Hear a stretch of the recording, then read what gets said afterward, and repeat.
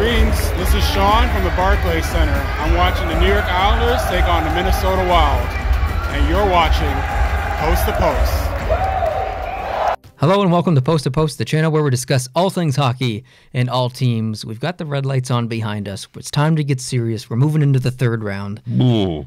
See you later, Islanders. We talked about it a little bit in the podcast, but I thought we'd make a video just kind of recapping the series. Not a very long video, just a quick one, just to kind of throw some opinions in the ring here a little bit. What happened there? Yeah, what happened? What did happen? What happened? What do you think is the defining reason that the Islanders are not moving on to the third round? Barclays Center. Really? I don't know. They had such a good thing going. They were on top of the world. And playing in Uniondale, I think they had just a huge crowd surge. And I just think things started to fall flat. I don't think it's just the building. I don't think it's just that. But no, it's clearly not just the building, but it is an important observation because the atmosphere, although it was still good, was not the same. No. And I think that does play a part in it. I think it plays a small part, but I think it does play a part. I think there's a lot of contributing factors that play a part in this loss by the Islanders. I think, to me, the biggest factor was that 10, 11-day break in between round one and round two. Yeah. Because the Hurricanes, they won Game 7. They had 1 day off, I think. Yeah. I'm pretty sure it was one they day, had not 1 day two. break, and they were back at it. Back at it, ready to go. Not that the Islanders were out of shape, but, I mean, when you're waiting 10 days, like 10 days is a long time to wait in between hockey games. Like that's longer than the bye week of certain teams during the regular season. And NHL hockey is a game of such dramatic speed that your brain has to be tuned into that speed. And you can practice till you're blue in the face. Until you get real game conditions and real game speed and real game hitting, you're not really ready. And if they bag skated them for 10 or 11 days, that wouldn't have helped. It's not the same. It's not the same. Even if they played a scrimmage against each other, yeah, it's just not the same. The physicality's not there. The same intentions aren't there on the ice. You can't play the same way that you would play in a playoff game. It doesn't have the same intensity. The crowd makes a factor. So I think to me, and I'm not saying I'm right. Obviously, there's lots of different opinions out there. To me, that break was the biggest thing that sunk the Islanders. And I don't really want to call it an excuse because regardless of the rest, regardless of the venue, they couldn't score goals. That's right. Like, you can't win hockey games if you can't score goals. No. And that's the most ridiculous sentence ever because it's the most obvious thing ever. But it's true. You've got $60 or $70 million in salary out there. All those other things aside, the break aside, the building aside, the rah-rah of the fans aside, you've got 20 millionaires or so on your team. Yeah. And they should be able to get it done at least some of the time. Yeah, and it's not just about the Islanders failing. It's also about the success and hard work of the Hurricanes. I mean, Rod Brindamore has raised this team of young kids and players. Not Justin Williams is not young. They used to be teammates, but yeah, it is a fairly young team. So he's raised them to play as a team. And, man, do they ever work hard. They do. They work hard for him. They work hard for their fans and their owner. They've bought in. Completely. And it's fantastic to see. It really is. Which was the louder building in this series? Oh, Rowley. Yes. In this series, Rowley for sure. Absolutely. No question. It was electric. The fans were amazing. And people can say that they're fair weather fans and they're bandwagon fans. Well, they're probably right. But who cares? It's a new hockey fan it's either a new hockey fan or it's a fan that's come back. Why are we getting upset about the sport growing? We talked about this a little bit in the podcast, but I wanted to mention it in this video as well. I just don't buy into that mindset. I don't like it's to me the reason that the NHL is more popular than it was 10 years ago is because it has made the steps to grow these new fans, and that's exactly what Carolina's done. So I mean, bring on the new fans. They've done it. And the new fans not only are coming to the games, I don't know if they're all new fans. Have you heard about the season ticket statistics for Carolina? No. This year compared to last year, through the roof. Season ticket sales are in the millions of dollars, whereas last year they weren't. And fans are basically betting on this team even before they start to play in round 3. So even if they don't survive round 3 or don't survive the Stanley Cup Finals, they're getting lifelong affection that'll last them years to come. A lot of revenue in the gate. Fans are buying season tickets. They want to be part of this. And why wouldn't they? Why wouldn't they? This is, and we'll talk about the other series in different shows, but this is the best spectator sport on the planet Earth. The speed, the hitting, the energy in these buildings everywhere is unmatched in any other sport. I agree. It's just fantastic. I don't know if it's the best spectator sport, though. I mean, if you look at, you know that I'm not a soccer fan, but if you look at the venues over in England and all the other countries, and all the people over there, and they're just going crazy. Their faces are painted. They're singing. Yeah, they're half in the bag, as though. a spectator, they're plastered. Yeah, but I mean, not even paying attention. As a spectator, I mean, that would be a pretty intense experience. So, I agree with everything else you said, though. I do think it is the best sport, and it's the fastest sport. It's the most exciting sport. It's unbelievable. And how great it is. Also, it's a little different because in soccer, most of them are outside or in a stadium that has a retractable roof or a dome kind of. I'd say they're almost all outside, and they play in the rain. They play in every kind of weather. Yeah, and in hockey, you're in this tight little arena, this venue. There's a little pressure cooker. You can hear everything. You can hear the cuts of the ice, and like it's it's really something else. So back to Carolina. Yeah, I guess we can talk a little bit about the series that's coming for Carolina. We'll do that maybe at the end because we know who they're going to play now. But as far as specifically in Carolina, I thought, to me, okay, here's where I thought the turning point of the series was for both sides. The exact same moment for both sides. The goalie switch. I was going to write it down and then show it. Because I already knew that you knew. When Mrazek goes down in Game 2, I'd not say any other team, but most other teams will go, oh, God, here we go. Yes. He was our guy. McElhenney, good luck to you. We're going to do what we can. But Mrazek was our guy, and the air would just come out of them. Yeah. But not these guys. Absolutely. They ended up winning that game. I think they played better. I think they did.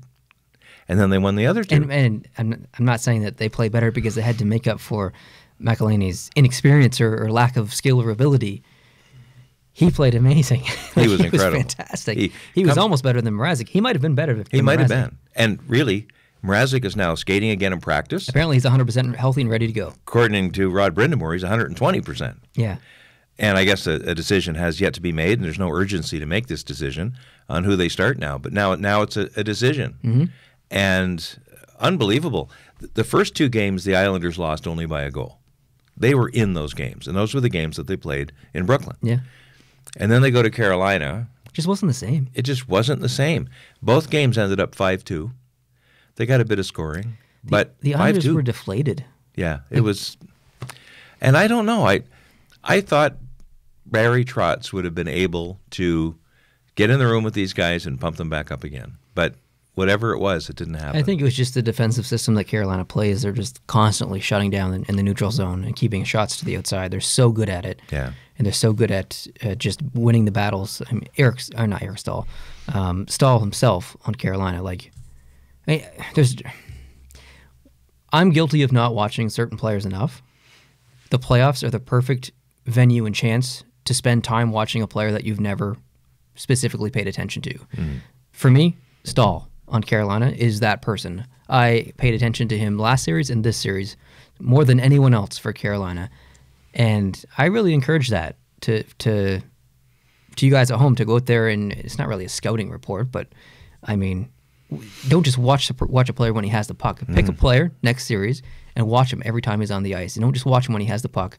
Watch the little things that he does, and that's what I like. I'm not a big Stahl fan of any of the Stahls of the three brothers, but having watched him play over this past series, I can say that I am now a Stahl fan. And it's not because he's scoring goals and whatever. It's the little things that he's winning faceoffs and he's winning battles and he's being smart with the puck and he's not just dumping it because he's scared to get hit. He's going into the zone. He's waiting for his team to get a change, and he's making plays out of it. So I really appreciate that. There's other players in Carolina who's doing the same thing. There's players on the Islanders who are doing the same thing as well. Yeah. And I appreciate that. But I encourage everyone out there to do that. Pick a player and watch them, because I'm guilty of not doing that enough. So it's easier to complain about a player, I think, than to praise a player.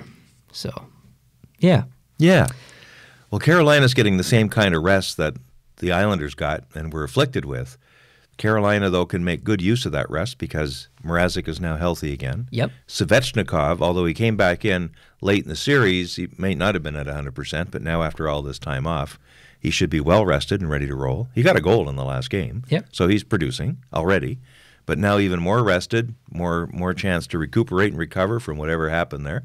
So Carolina's going to be a daunting team to face this time in this next round. We'll tee that up later. But I think there's a big difference between rest and too much rest. Yeah.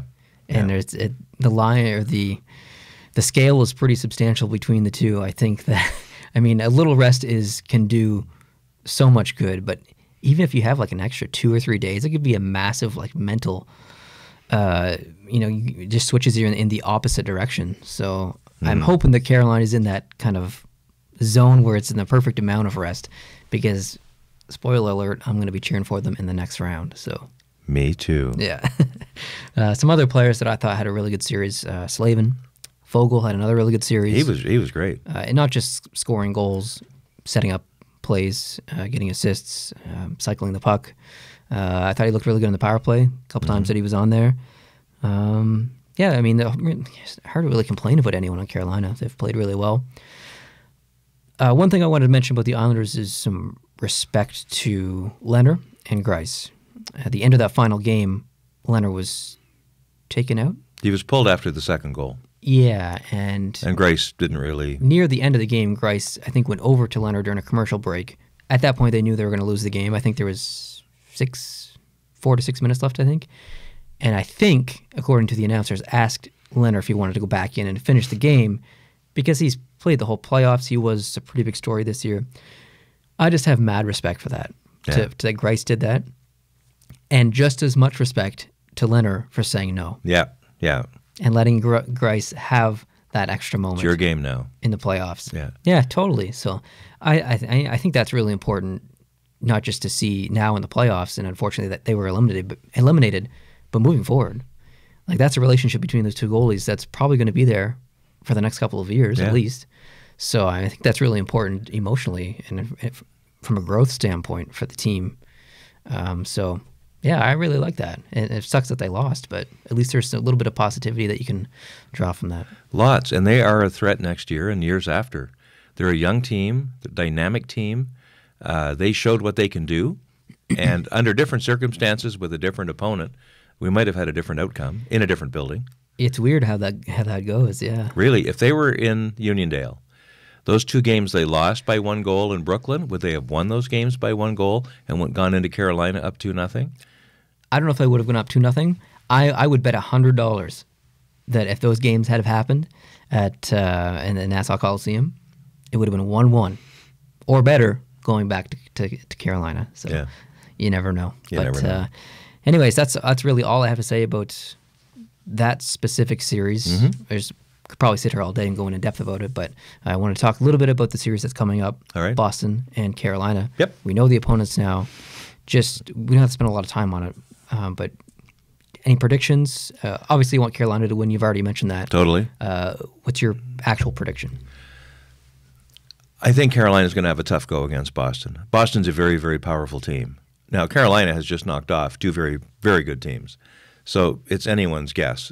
But I think if I have to, and my record so far this playoffs is not that great. Hey, you're not the only one. So probably the opposite will happen. But I think Boston dominates in this. They get the first 2 home games.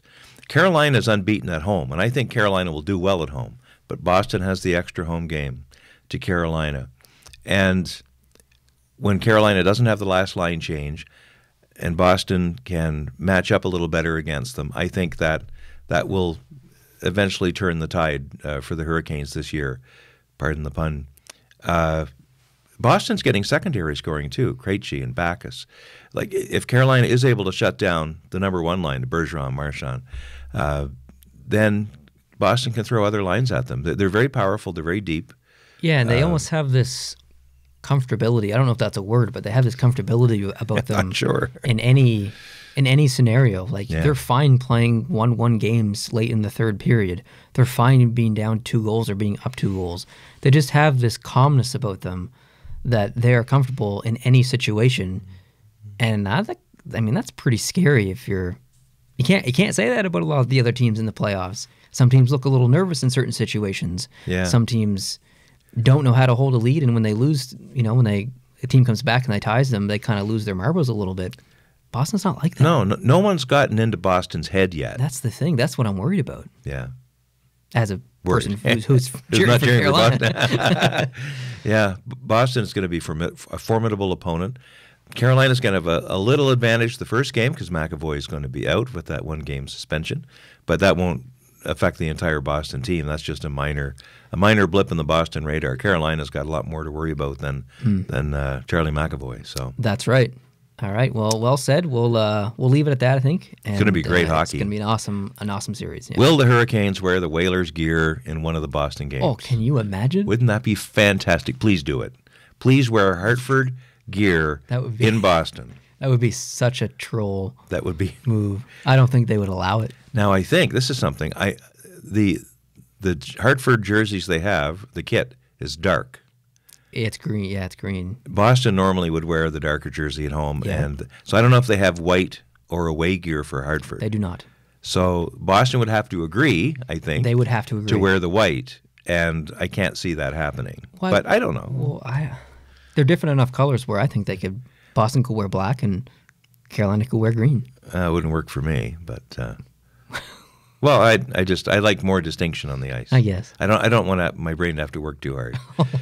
But actually, I think the hockey tradition is that the road team dictates the colors. Actually, really? Yeah. Over the years, when you played hockey and I was helping out with the team, the road team often would arrive in a town not knowing what the local tradition was, whether it's white or dark. The road team can't go and get their other jersey because they're on the road. So the road team would get to not dictate in a commanding way, but they would have preference. And they would have a little bit of latitude if they wanted to wear a certain color. And then the home team, which is not far from their own closet, can go and get the other color. In an emergency situation, they would have priority. Yeah. Now, whether Carolina can leverage that, little slip of the tongue there, that'd be cool. Yeah, that would be cool. That'd be cool. I'd love to see that. Definitely. Yeah. Anyways, so that's pretty much it for this video. Thank you guys for watching. We really appreciate that. If you're not subscribed, I hope you can hit the subscribe button and join us here for more videos, because that's what we're going to do next. We're going to film the Boston-Columbus series recap and the St. Louis-Dallas series recap. Can't wait for that one. And the San Jose-Colorado series is not over as we're filming this, so... But it will be by the time you see this, likely, or very close to it. It's on tonight, so it's going to be pretty exciting, and we'll, of course, make a video on that. And we have mail time coming as well, so keep an eye out for that. So thanks very much for watching. I appreciate it, and we'll see you in the next video. Adios.